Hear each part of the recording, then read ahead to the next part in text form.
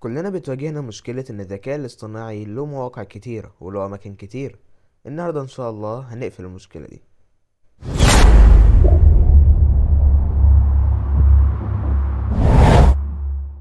السلام عليكم ورحمة الله وبركاته. في الفيديو ده ان شاء الله هنتكلم عن موقع anakan.ai. هو ده الموقع. من هنا بنبدأ نشغله علشان نوصل لأدوات الذكاء الاصطناعي. بعد ما بنعمل لانش اب، دي الصفحة اللي تظهر لنا. هنا ممكن نختار تصنيفات لأدوات الذكاء الاصطناعي. هنا بيجيب لنا أشهر الأدوات، فعندنا حاجة زي ديب سيك، تشات جي بي تي، جوجل جيميناي وغيرهم كتير. ممكن ان انا اعمل يوز مثلا تشات جي بي تي، فهيبدأ ينشئ لي معاه محادثة هنا. ممكن اتكلم معاه عادي، بس هو دلوقتي مش هيشتغل لان احنا ما عملناش لوجن. فهنيجي هنا ونعمل لوجن. هنعمل continue with جوجل. هتظهر محادثات اللي انت كنت عاملها قبل كده.